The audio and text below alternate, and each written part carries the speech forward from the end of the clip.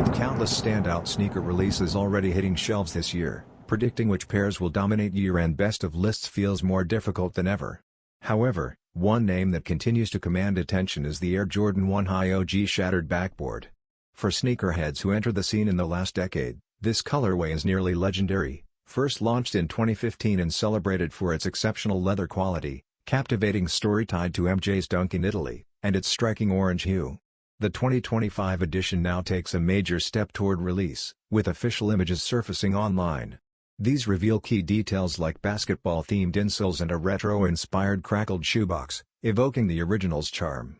While the full leather quality remains to be tested in hand, visible tumbled leather on the collar panels suggests an effort to match the premium build of the original.